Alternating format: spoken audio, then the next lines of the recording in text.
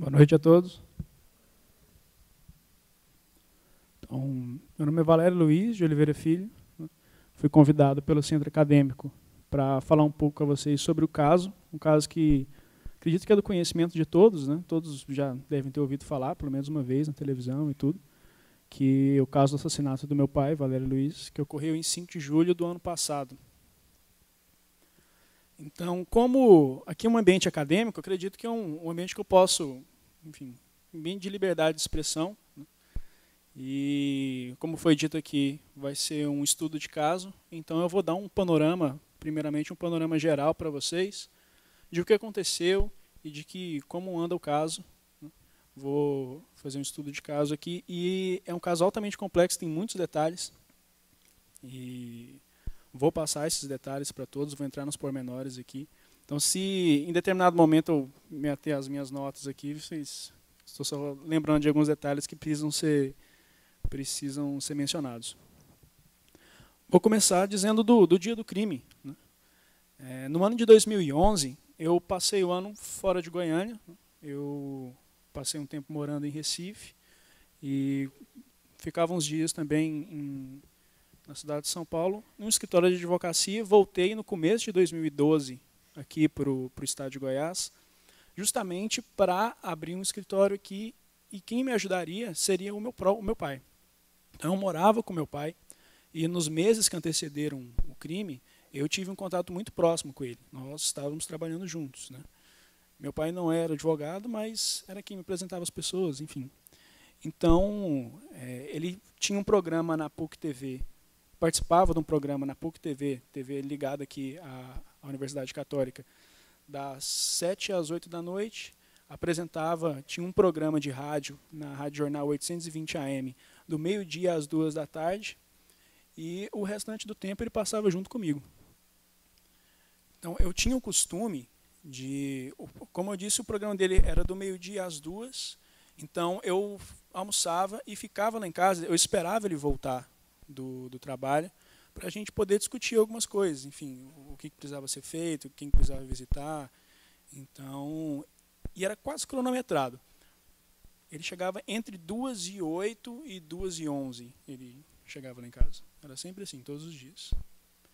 E nesse dia especificamente, estava esperando ele chegar, deu 2h08, 2h11, não chegou, 2h15, assim, um atraso normal. Eu lembro do tempo, deu 2h22, aí eu pensei, meu pai está demorando mais do que o comum. Aí ligaram no meu celular. Era a Lorena, minha madrasta. Como a gente se via todo dia lá em casa, a Lorena dificilmente me ligava no celular.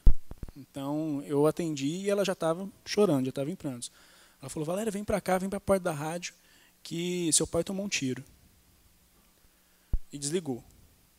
Aí, na hora, eu liguei para o diretor da rádio, que é o Pedro Gomes. Liguei para o diretor e falei: Pedro, o que aconteceu? Que história é essa? Meu pai tomou um tiro, tudo. Ele falou: onde você está? Eu falei: estou em casa. Então, vou mandar o carro da rádio pegar você aí. Aí, mas Pedro, o que aconteceu? Aí ele: não, porque seu pai tomou uns tiros aqui. Ele já colocou no plural. Aí já vi que estava um pouco mais grave do que eu pensava. Aí fiquei lá fora esperando o carro da rádio passar, o carro da rádio passou. Quando o carro chegou, tinha um motorista, o banco do passageiro estava vazio e a diretora financeira da rádio estava no banco de trás. Então, quando ele chegou, eles abriram a porta para eu entrar no banco do passageiro. Quando eu entrei no banco do passageiro, a diretora da rádio já fez assim no meu braço, um sinal de condolência. Naquela hora eu já sabia que meu pai tinha morrido, mas ainda não conhecia a circunstância.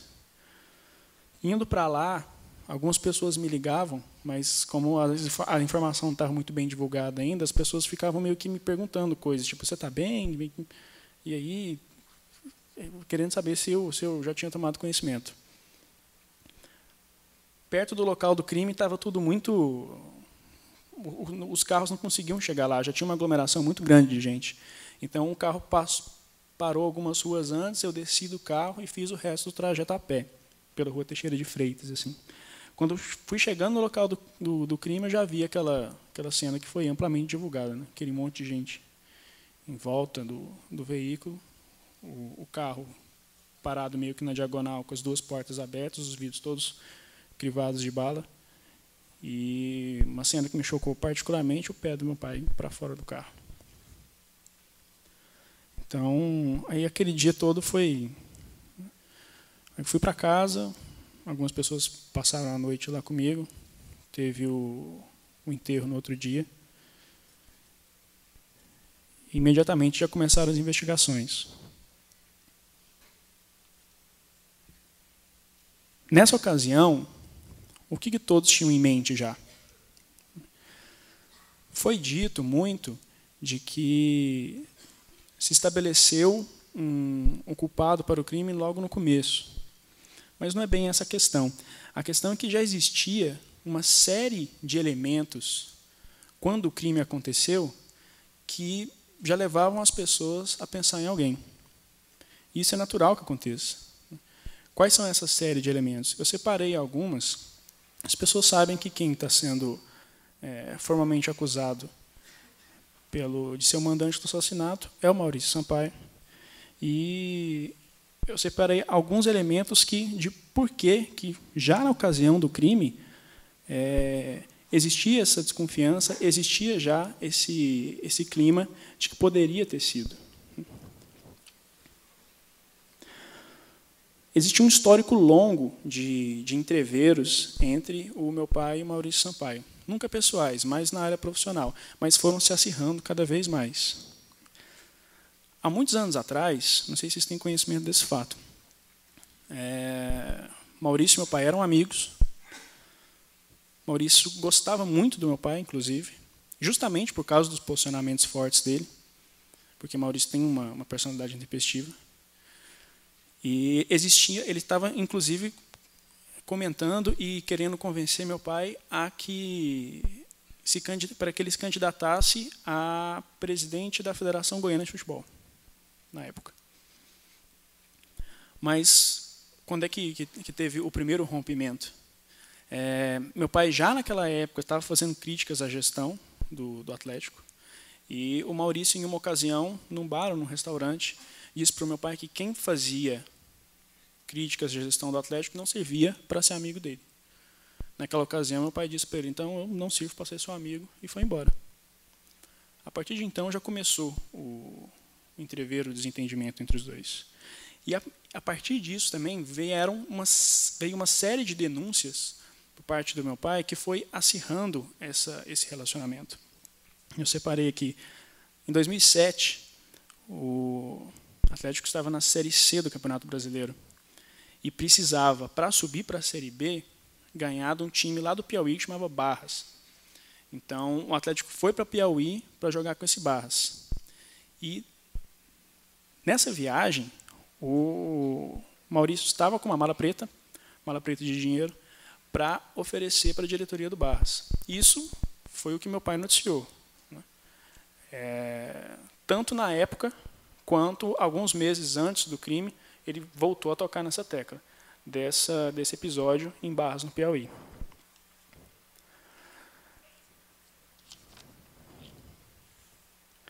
Pouco antes do crime, meu pai chegou a denunciar também que o Maurício Sampaio, quando a diretoria do Atlético tomava decisões que não eram do agrado dele, ele pagava pessoas para picharem os muros do Atlético.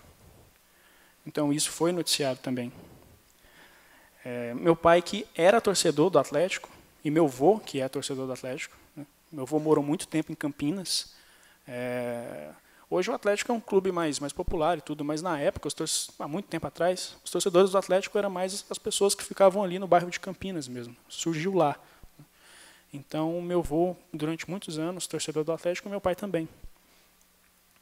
Então, ele fazia críticas à gestão do clube, visando, inclusive, melhorar o desempenho do clube.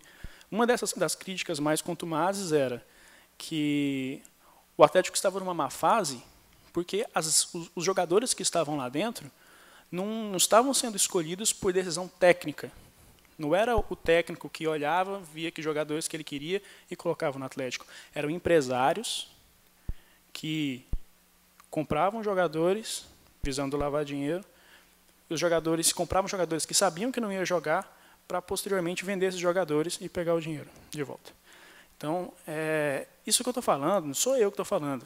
Eu estou dizendo que isso foi dito pelo meu pai meses e meses, em ocasiões antes do crime. Outro fato que foi noticiado.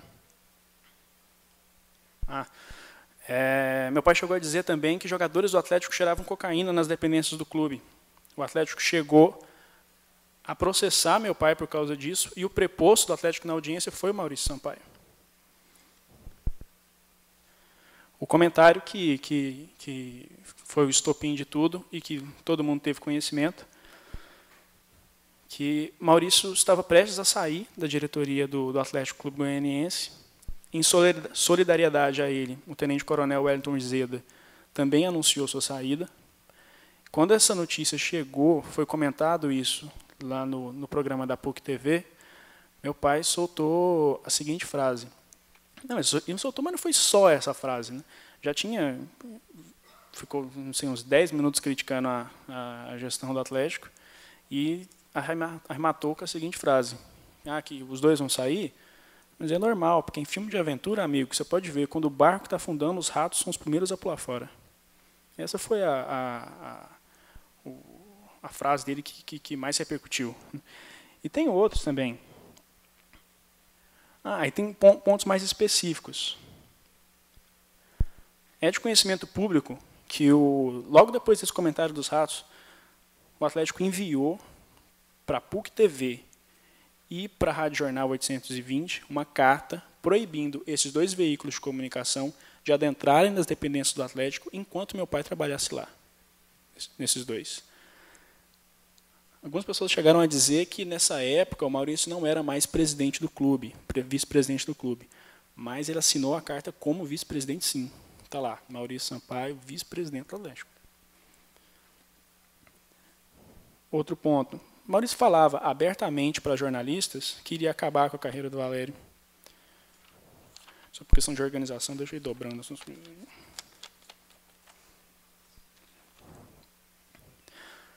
Existia um assessor de imprensa no Atlético, chamado Felipe Furtado, que gravava todos os programas do meu pai e repassava para a diretoria do Atlético.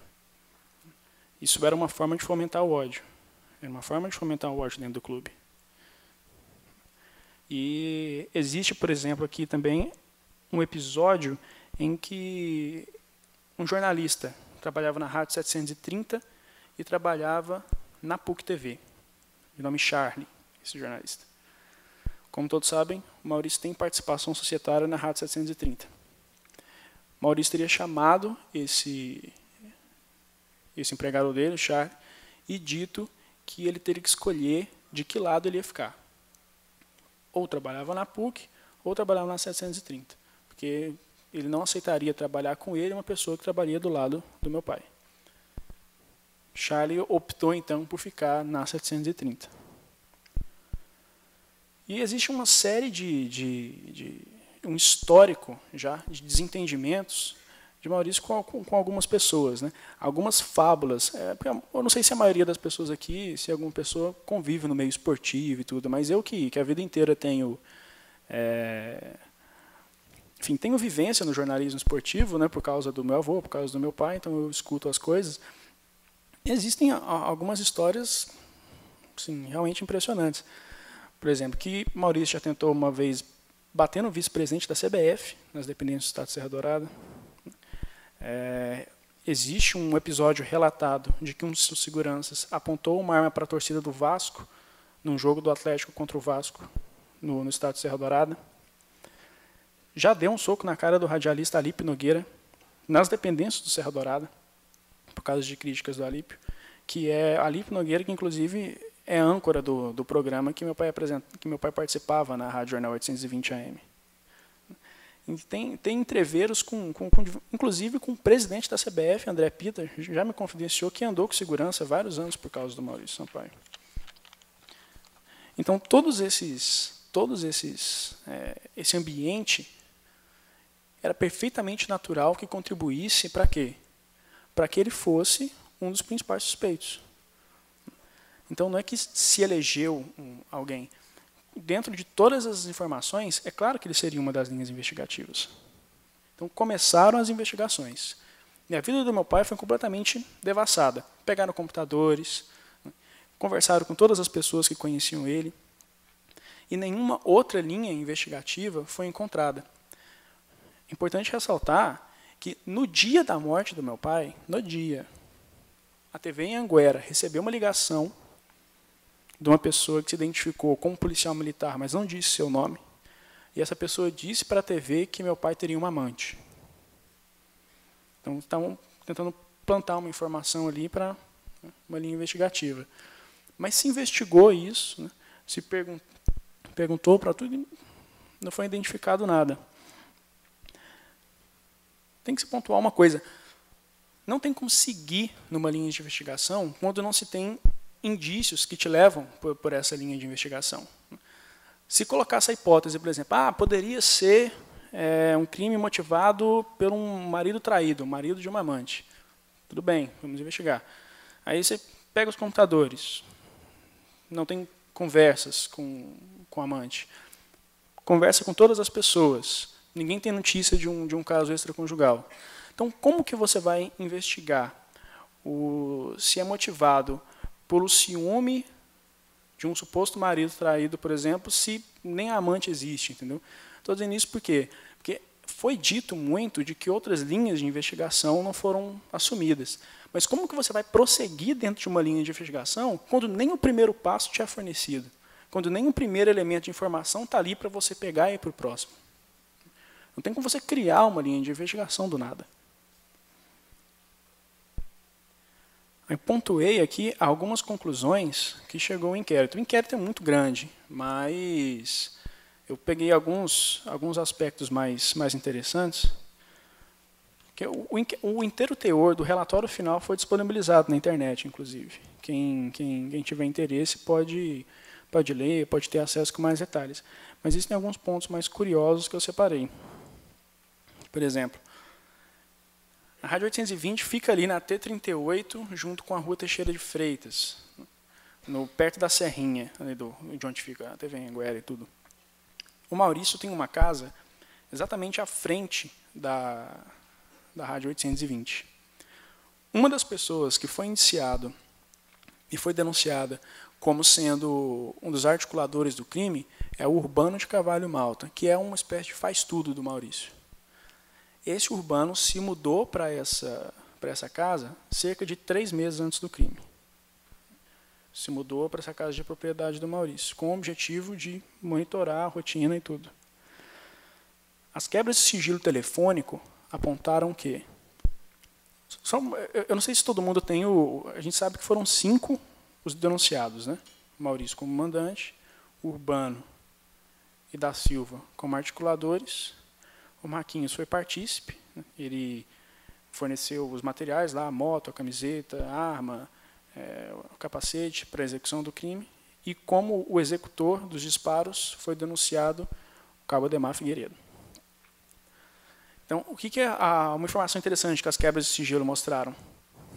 2 dias antes do crime, esse Urbano ele trabalhava com um caminhão, transportava areia, inclusive com caminhões do Maurício e tudo, e trabalhava muito com troca de cheque.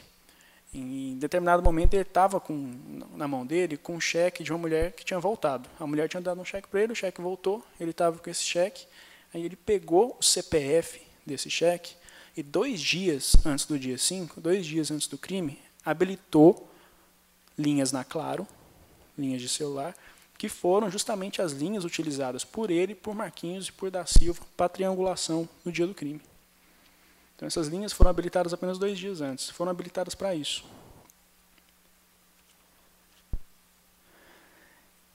Foi dito também que esse sargento da Silva, que foi denunciado, ele não era exatamente segurança, oficial segurança pago do Maurício Sampaio. Tanto ele quanto o Figueiredo eram seguranças ali que acompanhavam o Maurício nos dias de jogos para fazer a segurança dele ali. Esse da Silva, por exemplo, em troca, as filhas estudavam num colégio de propriedade da família do Maurício de graça. sem mensalidade. Figueiredo também acompanhava o Maurício aos estádios, em algumas ocasiões, e tanto da Silva quanto Figueiredo eram, agora sim, oficialmente, seguranças do Joel da Atena, que era sócio do Maurício Sampaio na Rádio 730.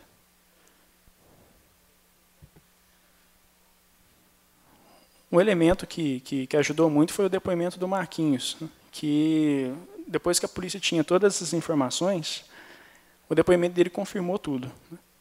Disse que o Urbano foi várias vezes ao açougue dele. Ele é um açougueiro, ele tem açougue ali no Parque Amazonas. Então, disse que o Urbano ia várias vezes ao açougue dele e mencionou que dias antes do crime ele entregou os celulares, contou detalhes dos diálogos dele, dos diálogos com o Urbano e com o da Silva. Uma informação, inclusive, curiosa. Ele contou até que os dois passaram um tempo lá no açougue tentando pensar num bilhetinho para jogar na cena do crime. Aí a frase que eles tinham bolado é: isso é para você aprender a não mexer com a mulher dos outros. O bilhetinho que eles tinham bolado. Marquinhos disse, inclusive, que eles fizeram várias versões desse mesmo bilhete, não entendi por quê. Mas então, estavam tentando fizeram esse bilhetinho, só que quando o Figueiredo passou para pegar a moto e os materiais para fazer a execução, ele esqueceu, não pegou o bilhete e foi embora.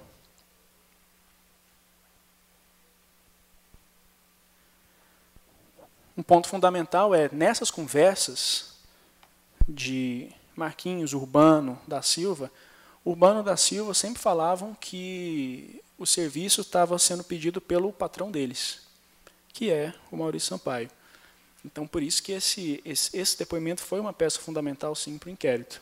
A gente sabe que o Urbano, o único vínculo que ele tinha com alguém superior era o Maurício, e o da Silva também tinha esse vínculo com o Maurício. Outro ponto interessante, se alguém disser, por exemplo, que ele não tinha nenhuma relação próxima, nem com o da Silva, nem com o Figueiredo, com nenhum desses policiais militares, no dia de decretação da prisão temporária, foi decretado também um mandado de busca e apreensão, para ver se era achado alguma coisa na casa dele. Foram achados diversos tipos de munição e uma camiseta, escrito Maurício Sampaio, amigo da Rotan. E tanto da Silva quanto Figueiredo pertenceram durante muitos anos à Rotan.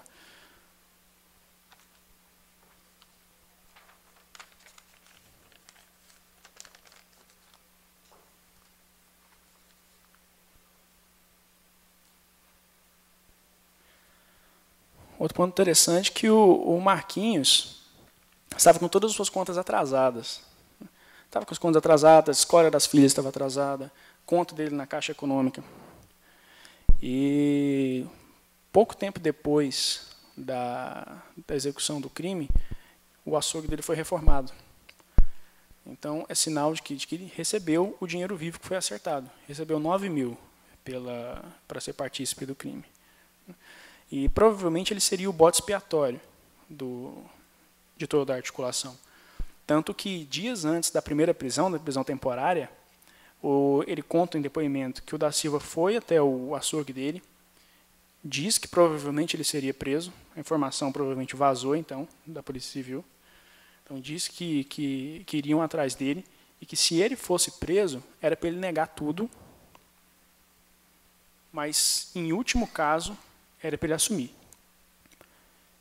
E que se ele denunciasse qualquer um deles, tanto ele quanto a família iam morrer igual aconteceu na chacina do Jardim Olímpico. Essa foi a ameaça feita. A gente sabe que um dos denunciados na chacina do Jardim Olímpico é o Figueiredo, acusado de ser o executor do meu pai. Então, essa foi a ameaça feita para o Marcos Vinícius, e ele disse em entrevista à TV Record que só teve coragem de falar do da Silva, de falar do Urbano, tanto que o Marquinhos deu 2 depoimentos para a polícia no inquérito. No primeiro foi assumindo a autoria dos disparos. Aí depois foi dizendo como foi toda a triangulação. E ele disse que só teve coragem de prestar esse segundo depoimento, falando da Silva, falando do Urbano, porque ficou sabendo que o da Silva estava preso também.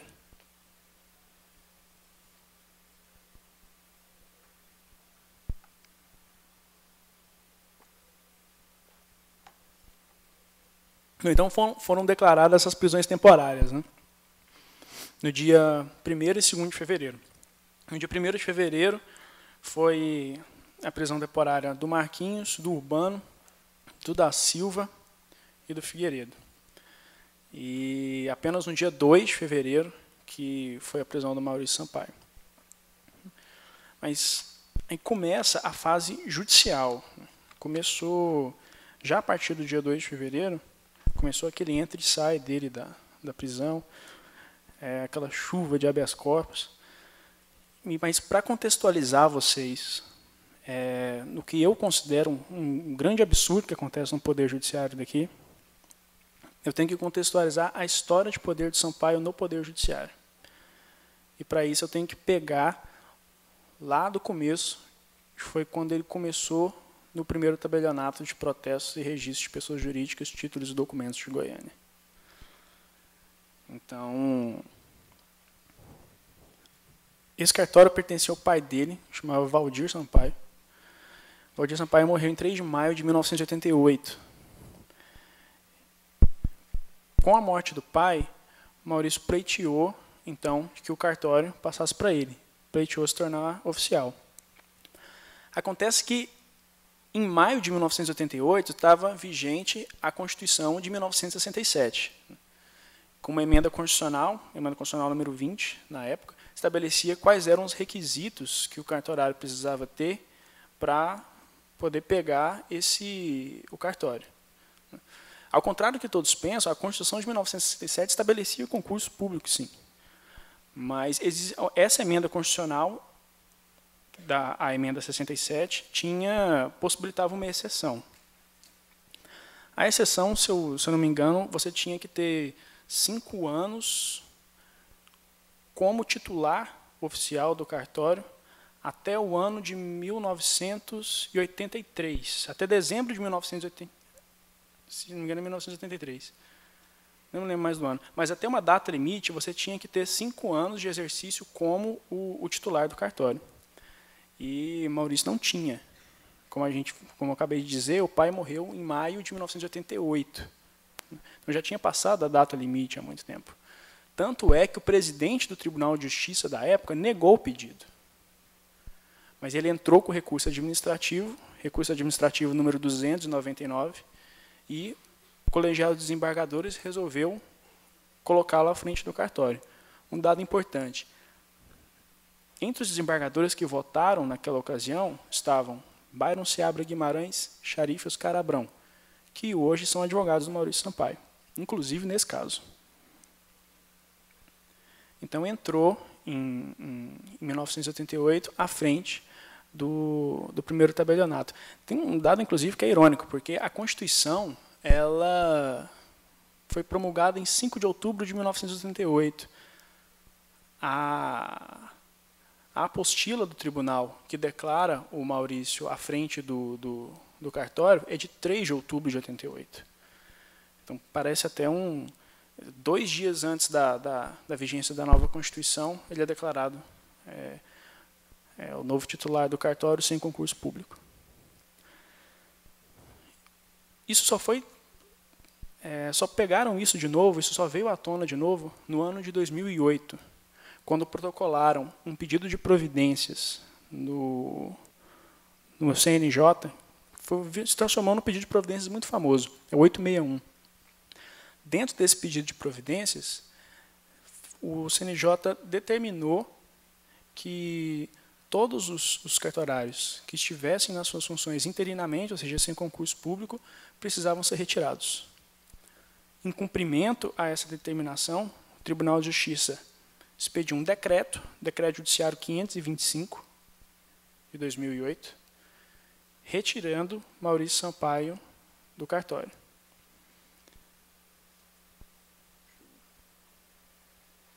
Exatamente. Nesse momento entrou em cena o Ari Ferreira de Queiroz.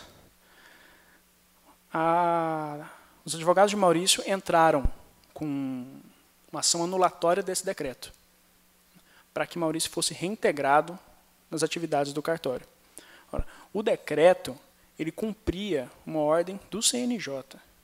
A competência para se atacar atos do CNJ é do Supremo Tribunal Federal.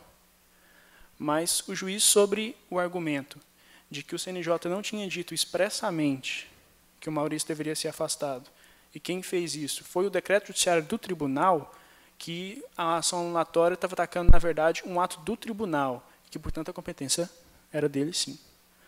Mas, antes de qualquer decisão nessa ação anulatória, o próprio Maurício entrou com pedido de providência no CNJ, buscando que o CNJ declarasse que a situação dele no cartório era legal, e o CNJ, aí sim, expressamente, disse que ele deveria sair. E mesmo assim, o juiz se declarou competente e reintegrou Maurício Sampaio, anulando o decreto judiciário 525 do Tribunal de Justiça.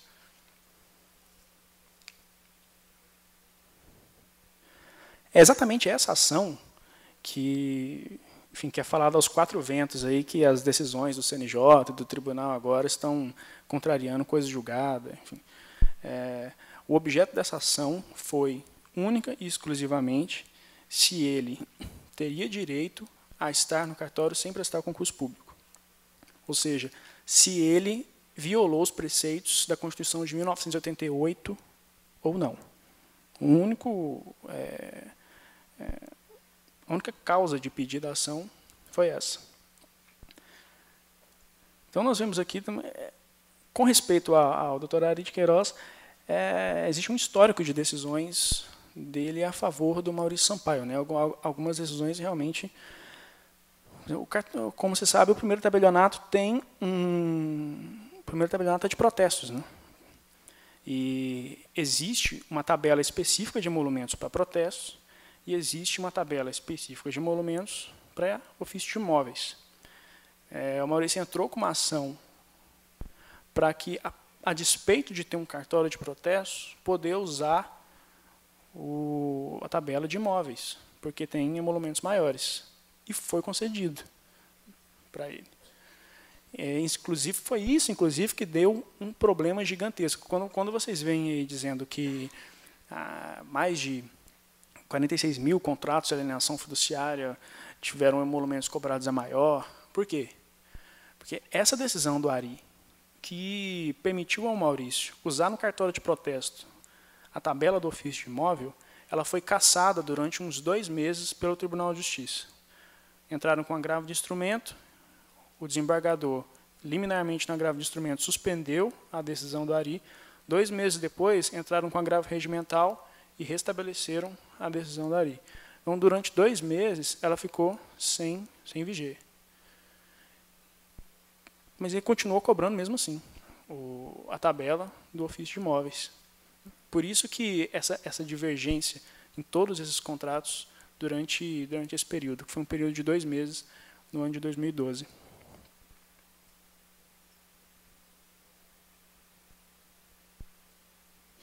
Uma outra decisão que causou grande repercussão também foi que esse mesmo juiz, Ari Ferreira de Queiroz, deu para o Maurício Sampaio uma decisão, uma liminar que permitia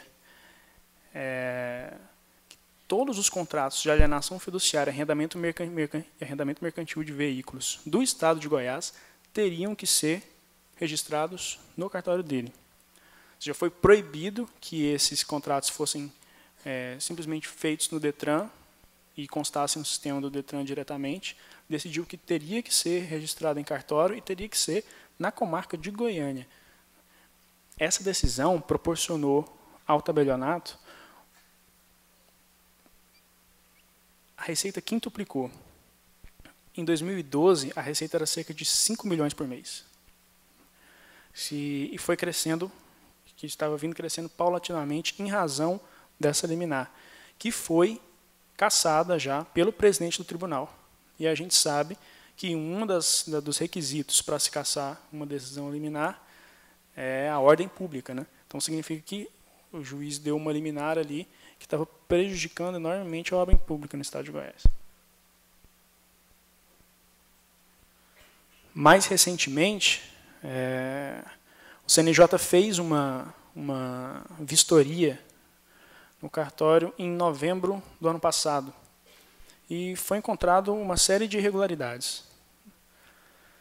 Pagamentos a empresas fantasma, essa cobrança a maior de emolumentos, inclusive despesas na época que ele era vice-presidente do Atlético, despesas com o Atlético utilizando o cartório. Então, em virtude dessa inspeção, em novembro do ano passado, foi determinado também a Corregedoria do Estado de Goiás que fizesse também uma inspeção. As duas inspeções constataram as mesmas coisas e foi aberto, por causa disso, um procedimento administrativo disciplinar. Um PAD foi aberto. Esse PAD culminou numa portaria, que é a portaria 124, que afastou o Maurício Sampaio do cartório novamente. Isso foi em 27 de maio deste ano. No dia 28, ou seja, no dia seguinte, já havia uma liminar do Dr. Ari anulando a portaria e reintegrando Maurício ao cartório. Em virtude de toda essa instabilidade, o CNJ se viu obrigado a avocar um processo administrativo disciplinar, diretamente afastar o Maurício Sampaio e determinar investigação sobre o juiz Ari de Queiroz. Então, eu narrei todo esse panorama para dizer que existe muita influência dele no Poder Judiciário. E alguns magistrados demonstram um comportamento fora do comum quando se tem interesses do Maurício Sampaio no Tribunal de Justiça.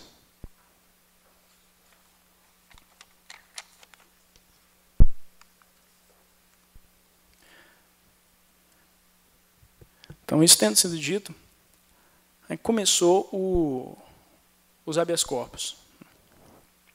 Então, como eu disse, o Maurício Sampaio foi preso temporariamente no dia 2 de fevereiro. Ele obteve o primeiro habeas corpus no dia 28 de fevereiro. A sessão foi bem tumultuada. Votaram pela prisão os desembargadores José Paganotti Júnior e Avelirdes Almeida. Pela liberdade, o Ivo Fávaro e o Gerson Santana Sintra, que aí se tornou o novo relator do processo. No dia 1º de março, pouco tempo depois, no dia 28 de fevereiro, no dia 1º de março, o juiz titular da segunda vara já decretou a prisão novamente, decretou a prisão preventiva, que foi revogada liminarmente em novo habeas corpus pelo desembargador Gerson Santana Sintra, já no dia 5 de março. Então, veja, no dia 28, ele conseguiu um habeas corpus, por 2-2, um empate na primeira Câmara. Aí, no dia 1º de março, o juiz da segunda vara decreta a prisão de novo, e no dia 5 de março, ele consegue liminarmente um outro habeas corpus. Então, essa decisão liminar do Gerson Santana Sintra foi, inclusive, muito criticada. Tanto que depois não sei se foi por isso ou não, mas ele acabou saindo da Câmara Criminal e foi para a terceira Câmara Civil. Então, ele foi solto liminarmente pelo Gerson Santana e, em 14 de março, o mérito desse habeas corpus foi ser julgado. Porque o Gerson soltou ele liminarmente, então a Câmara teria que julgar agora sobre a prisão preventiva. Isso aconteceu em 14 de março, aí, nesse julgamento, votaram pela prisão. Os desembargadores José Paganotti Júnior votou pela prisão, Avelirdes Almeida e o Itanei Francisco Campos, que era o relator do processo, votou pela prisão também. Pela liberdade já haviam votado o Gerson Santana Sintra e o Ivo Fávaro. Então, nesse momento, no dia 14 de março, a primeira Câmara do Tribunal de Justiça, a primeira Câmara Criminal daqui, já tinha decidido que deveria ficar preso preventivamente. Quais seriam as únicas saídas possíveis para eles? Teriam que recorrer ao STJ, recurso em habeas corpus no STJ, ou esperar a situação fática mudar para que entrassem com outro habeas corpus ou pedissem a revogação da prisão na primeira instância mesmo. Entraram com recurso no STJ, mas não esperaram o julgamento desse recurso. É aí que entra um acontecimento que eu considero um dos mais absurdos desse caso.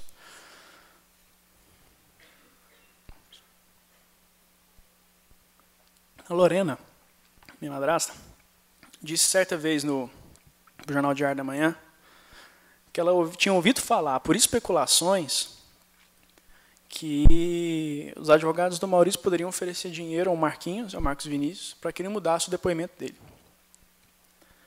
Tudo bem, ela fez essa declaração para o Diário da Manhã, os advogados pegaram essa declaração, foram ao quarto DP, quarto distrito policial, do delegado Manuel Borges, e entraram com uma queixa-crime contra a Lorena.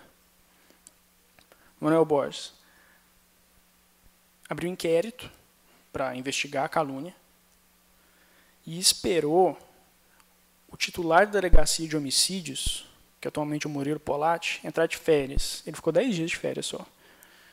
Murilo Polatti entrou de férias, o Manuel Borges foi lá e pegou o depoimento do Marquinhos sob o argumento de que estava investigando a queixa-crime de calúnia.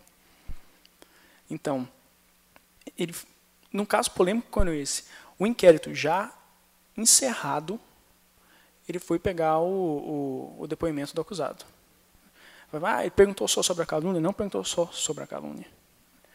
Ele chegou, inclusive, a Polícia Civil, nas investigações que fez do caso, disse, inclusive, que ele teve uma conversa informal com o Marquinhos, depois ele assinou lá o termo de depoimento, inclusive foi um outro advogado, não foi nem um outro delegado, não foi nem o Manuel Borges que assinou esse depoimento que foi pegado do Marquinhos.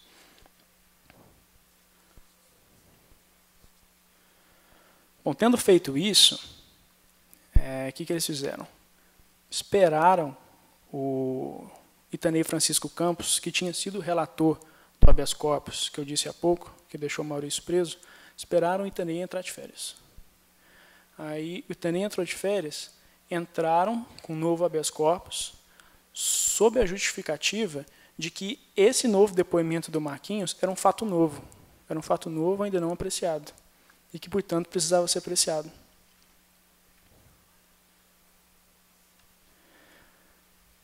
Gente, existem duas críticas que podem ser feitas. Primeiro, foi um fato novo fabricado.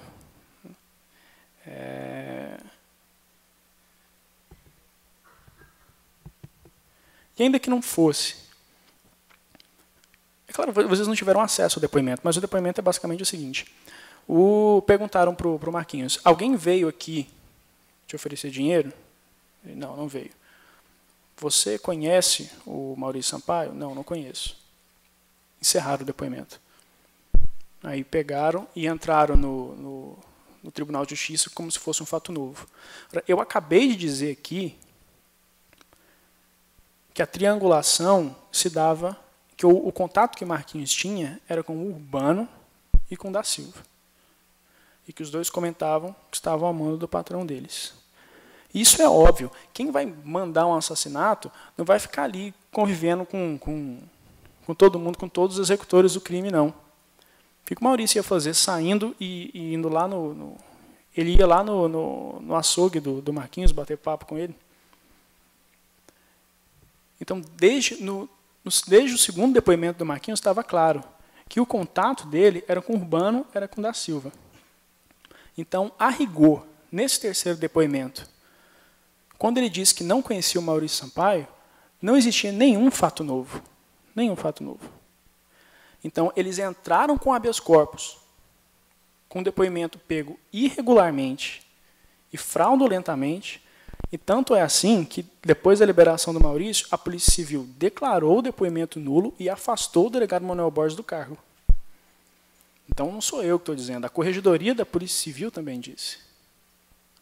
Então, entraram com o habeas corpus com depoimento fraudulento e que, ainda que não fosse fraudulento, bastava fazer uma comparação com o segundo depoimento para ver que não existia nenhum fato novo.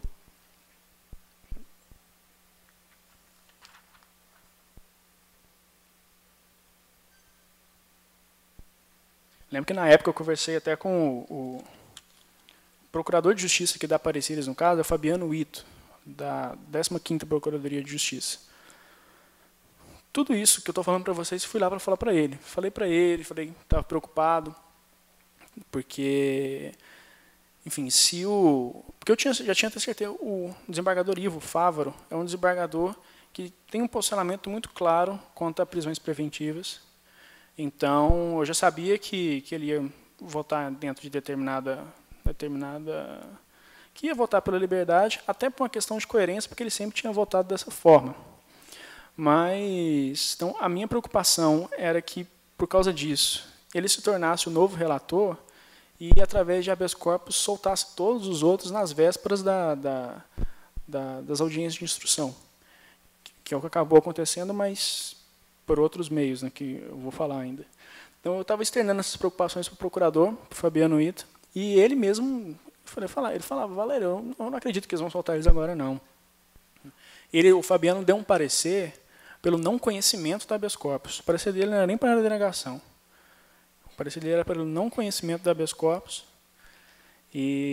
Mas, mesmo assim, mesmo com tudo isso que foi dito, foi liberado por 3 votos a 2. Né? Votaram pela liberdade o desembargador Ivo Fávaro, Silvio Rabuski, Nicomedes Borges, e pela prisão Avelirdes, que sempre tinha votado dessa forma.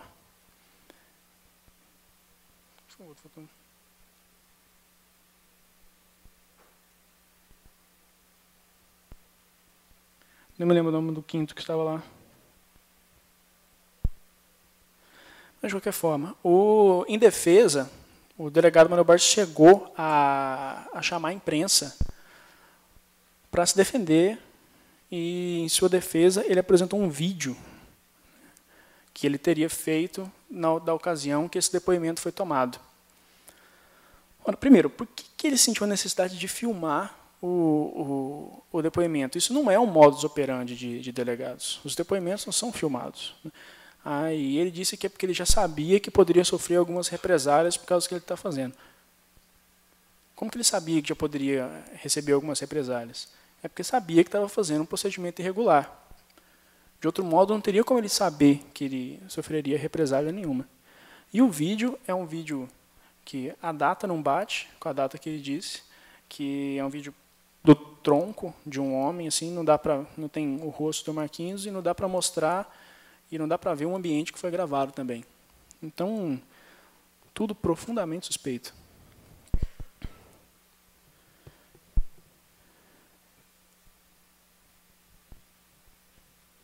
Após esses eventos, vieram as 2 primeiras audiências de instrução, que foram dirigidas pelo Dr. Antônio Fernandes. Eu não sei se alguns de vocês acompanham a página do Instituto, né, que a gente mantém ali no Facebook, mas a gente colocou uns 2 posts lá, criticando duramente a atuação desse magistrado. Algumas pessoas, inclusive, partiram em defesa dele e tudo, mas as críticas que a gente fez lá, enfim, eu não acompanhei a carreira, não sei como, mas eu tenho sim críticas muito pontuais para fazer, que denotam que na condução dessas audiências não é garantismo, não, houve parcialidade. Por exemplo, uma das testemunhas era uma recepcionista da Rádio 820. E uma das perguntas que foi feita é se ela já tinha ouvido dizer, se ela tinha tomado conhecimento da carta que enviaram para a Rádio 820, que proibia a equipe de entrar nas dependências do Atlético enquanto meu pai trabalhava lá. Ela disse que sim, que tinha tomado conhecimento dessa carta. E aí o juiz perguntou, mas você pegou a carta, teve acesso à carta? Não, eu só peguei e li a carta mesmo depois do crime. Não, tudo bem. Aí disse para a moça, não, então coloca aí, que ela só ficou sabendo da carta depois do crime. Então, foi preciso que eu corrigisse. Ela não disse que ficou sabendo da carta depois do crime, disse que ficou sabendo antes, mas teve acesso, pegou na carta depois do crime. Não, mas agora não foi isso que ela disse. Então pergunte de novo. perguntou de novo. Eu falei, não, eu fiquei sabendo antes e tive acesso ao documento depois. Não, agora, então a senhora está se contradizendo no que a senhora está falando. Aí já entra em Moura-Teres, né? Ela está mentindo. Aí, então, esse tipo de coisa prejudica a acusação enormemente. Houve uma outra oportunidade em que tinha uma testemunha de defesa que disse que já tinha conhecido o Figueiredo numa ocasião em que ele estava com o Marquinhos na casa dele e chegou uma equipe de uns 15 policiais e o Figueiredo estava junto, não fardado. Todos eles entraram na casa, deram voz de prisão para eles. Aparentemente eles estavam envolvidos numa questão de roubo de carro, desmanche de carro. Diz que o Figueiredo o espancou dentro da casa dele e que todos que estavam lá foram presos, menos o Marquinhos. E a gente pegou muito nessa questão do Figueiredo não estar fardado e ter espancado ele e tudo. Então, o juiz, na condução da audiência, procurou sempre perguntar para a mulher, perguntar para aquele homem que estava depondo, mas de quais equipes de polícia ele já participou. Alguma dessas equipes era não fardada, sempre tentando buscar uma justificativa para a conduta do policial. Como se fosse justificável o policial entrar e espancar alguém dentro da sua casa. Tem que entrar, se for conduzir coercitivamente, se houver mandado de prisão, não tem que espancar ninguém na casa. Então, essas nuances de condução de audiência, todas existiram. E, naquela ocasião lá, a gente que sabe que qualquer detalhe ali pode prejudicar, que no fim podem se apegar a alguma coisa dessas para tentar impronunciá-los. Então, isso faz a diferença. E a gente fica muito revoltado de ver isso naquele momento. Eu acho que essas audiências deviam ser gravadas em vídeo, porque elas têm o áudio, mas não dá para perceber um determinado clima que tem ali. O final da audiência foi o melhor. Os advogados se levantaram, né, todos eles, porque são 5 acusados, né, então nós ficamos com os assistentes de acusação aqui, os promotores, tudo, mas com um monte de advogado do outro lado. Então, todos eles se levantaram e pediram oralmente a revogação da prisão dos 4, do Figueiredo, do Marquinhos, do Urbano e do da Silva. Pediram a revogar oralmente ali no final da audiência. E que era claramente uma extensão do benefício que foi dado irregularmente para o Maurício Sampaio. E, na ocasião dessa audiência, a Polícia Civil já tinha declarado nulo o depoimento que soltou o Maurício e já tinha afastado o delegado. E eles lá pedindo extensão do benefício. O Ministério Público pediu vista dos autos. O que o juiz fez? Eles estavam com alguns documentos na hora e eles se aproximaram do Dr. Antônio Fernandes querendo juntar nos autos. Provavelmente algumas notícias, tudo, a liberação do Maurício e tudo. Mas se eles juntassem esses documentos, era um argumento a mais para o Ministério Público pedir vista dos autos, porque ele poderia dizer, olha, tem documento nos autos, eu quero ver qual é o conteúdo desses documentos. O juiz, na hora, orientou eles a não juntarem os documentos. Eles foram apresentar os documentos, aquela coisa, aí eles acabaram desistindo da ideia de juntar esses documentos nos autos, para não ter elemento físico novo nos autos, para que o juiz não abrisse vista para o Ministério Público. Então, quando o MP pediu vista, ele disse, não, vai concluir para mim. Vai concluir para mim.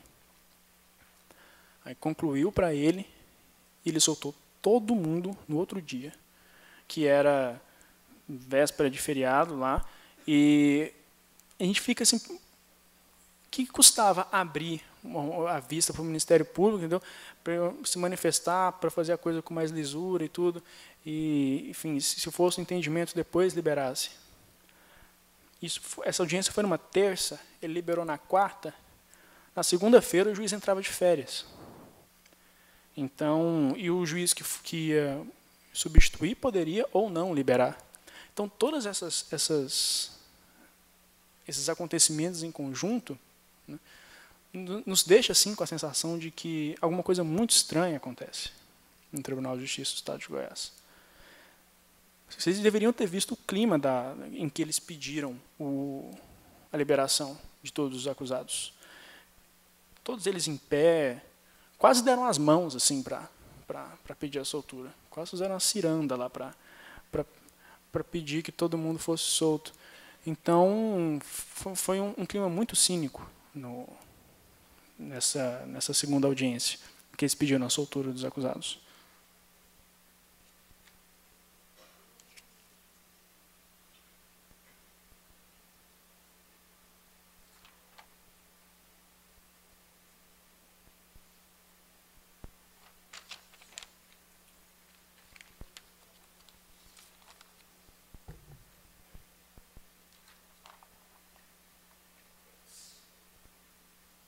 Só ver os outros apontamentos aqui.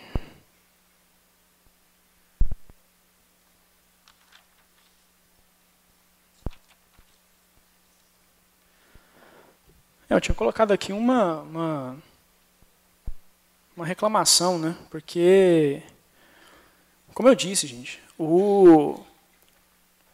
provavelmente não tinha como os desembargadores saberem, naquele momento, a forma como aquele depoimento do Marquinhos tinha sido produzida. Mas eles poderiam ter se dado o trabalho de, pelo menos, pegar o depoimento que deu origem ao habeas corpus, pegar o segundo depoimento e ver que não tinha nenhum fato novo. É o mínimo, o mínimo. Mas, ao invés disso, eles simplesmente entraram no mérito dos requisitos da prisão preventiva e analisaram tudo como se o tribunal já não tivesse julgado a matéria. A gente sabe que o tribunal tinha decidido, pouco tempo antes, que a prisão preventiva se justificava. Se eles alegaram um fato novo para entrar com outro habeas corpus, o mínimo que eles deveriam fazer é checar se existe ou não esse fato novo. Não checaram, não checaram.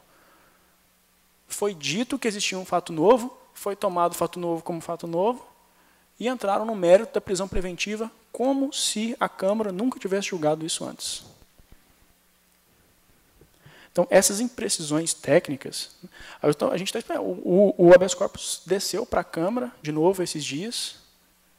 Está só esperando juntar o acórdão para... Tem que embargar aqui de declaração. A Câmara tem que se manifestar de novo. Numa outra ocasião, num outro habeas corpus, eu não me lembro se era...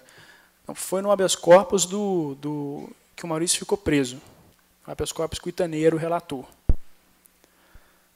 Houve uma discussão entre o Itanei, o desembargador Itanei e o desembargador Ivo Fávaro, que o desembargador Ivo Fávaro estava pegando muito em cima do decreto de prisão em si, da decisão do juiz. Olha, ele não apontou tais e tais elementos, ele não apontou isso, ele não apontou aquilo. Aí o desembargador Itanei falou, mas tudo isso está nos autos aí, está nos autos da habeas corpus, está juntado. Então, verifique os autos. Ele disse, não, eu não preciso olhar os autos. Você vai julgar um processo, você não precisa olhar os autos. Então, quando a gente vê determinadas coisas acontecendo, a gente vê que acontece isso na prestação jurisdicional do Estado para os cidadãos, entendeu? Então, a gente fica pensando o que a gente pode fazer.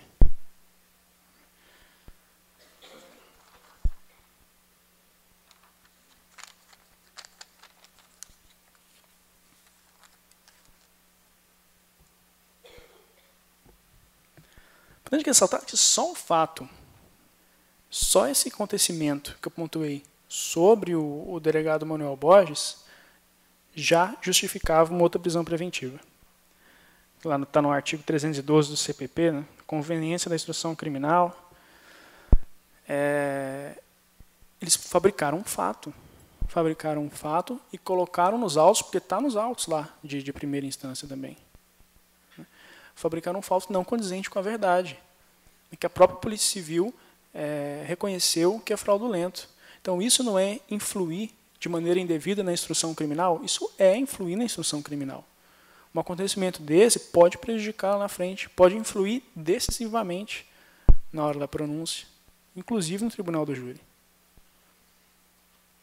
Então, a gente fala isso porque eu tenho tido uma impressão muito positiva do Ministério Público. O Ministério Público aqui em Goiás trabalha muito bem, mas tudo isso que eu narrei dos acontecimentos relacionados à ação penal que envolve meu pai e que envolve o cartório do Maurício, eu narrei com o seguinte objetivo, de mostrar que existe muita instabilidade ainda no Poder Judiciário aqui de Goiás. E a gente se sente muito inseguro por causa disso. Muito inseguro.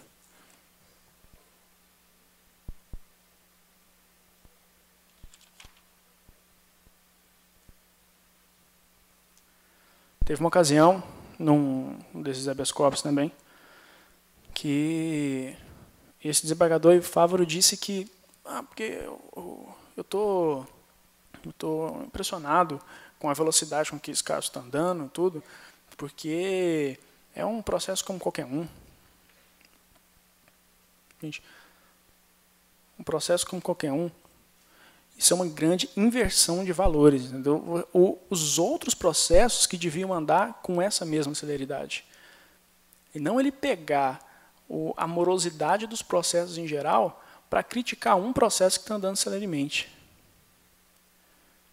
Ele transformando um assassinato num número, transformando um assassinato num mero expediente ali do Poder Judiciário.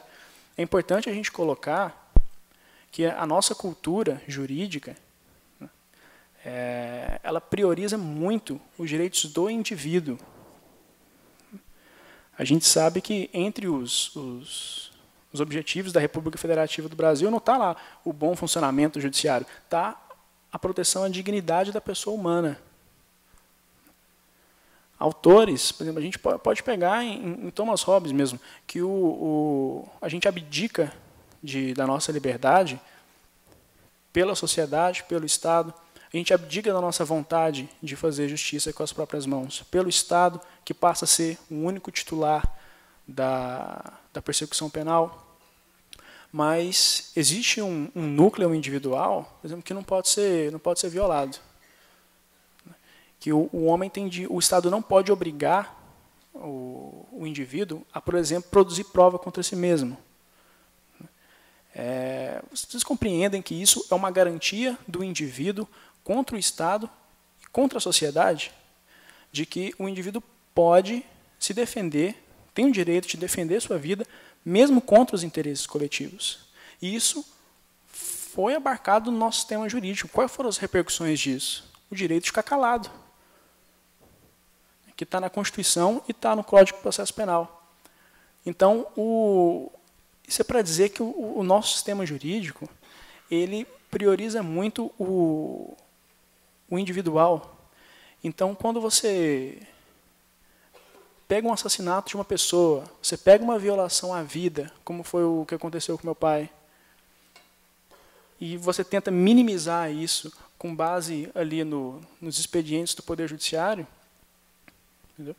Mostra que aquele desembargador, pelo menos naquele momento, não teve contato com as noções e com os valores que deram origem ao sistema jurídico que ele aplica na sociedade. Então, eu achei aquilo muito preocupante. Achei muito preocupante. Na hora, eu falei em entrevistas e tudo, citei isso. Aqui, né, o direito de ficar calado, artigo 5º, inciso 63, Código de Processo Penal, artigo 186.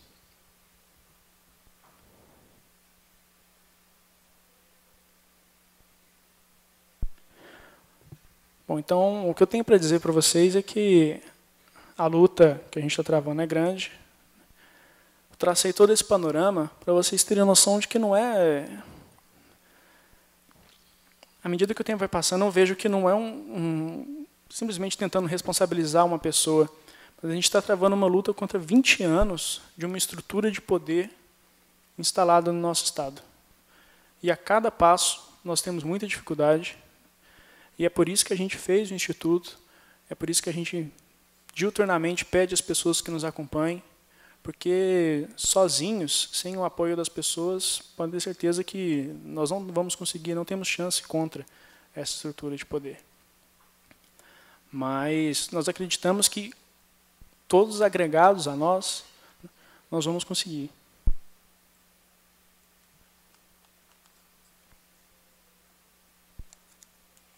Algumas pessoas perguntam, inclusive, se eu tenho medo e tudo.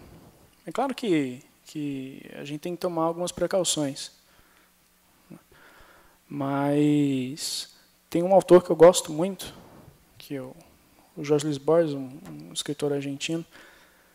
Num dos livros dele, ele tem uma passagem interessante, que mostra que as situações da nossa vida, elas vão nos dando a oportunidade da gente ir aos poucos descobrindo quem que a gente é. E que todas as pessoas, em determinado ponto da vida, elas têm a oportunidade de descobrir se elas são covardes ou não. Eu penso que chegar em alguma oportunidade da sua vida e você se descobrir covarde deve ser uma coisa muito triste. E você não deve ser o mesmo mais a partir disso.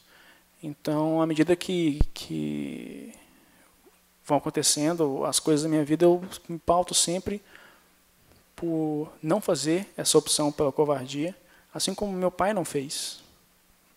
Porque a partir do momento que você se submete a pressões ou submete a alguém, você abdica das suas convicções pessoais para se submeter, aí você já não é mais um homem, uma mulher, você se torna uma sombra. Eu acho que a gente tem tudo, sim, para conseguir uma vitória nesse caso. A nossa geração, muitas pessoas me procuram nas redes sociais, nas ruas, e dizem que têm vontade de ajudar. Só me incomoda um pouco. Alguns ainda têm aquele conceito de que alguns chegam, mas isso é normal, rico não vai para a cadeia mesmo no Brasil. Algum conformismo, um certo ceticismo que eu acho que não deve acontecer. Como se esses dias que ele passou na cadeia pelas prisões temporária e preventiva já fosse uma punição suficiente, já fossem por si só uma concessão que ele fez à sociedade pelo fato de ser uma pessoa rica. Então, isso não deve ser encarado dessa forma. O que eu tenho medo, mesmo, na verdade, desde que eu era mais jovem, eu gostava muito de ler um autor chamado Nietzsche. E ele... Enfim, eu achava muito divertido, ele era muito intempestivo nos livros dele e tudo. Aí eu pegava lá todos os livros dele, ele, livro atrás de livro, criticando a fraqueza das pessoas e tudo, falando que a gente não tem coragem de encarar a vida pelo que ela é, então a gente prefere negá-la e acreditar numa próxima. Então o teor era sempre esse. Mas aí tem um que chama a genealogia da moral, que no final ele dá o braço a torcer e diz que a humanidade é, na verdade, sim, uma raça corajosa, uma raça forte, e ao contrário do que se diz, não tem medo do sofrimento e não tem medo da morte.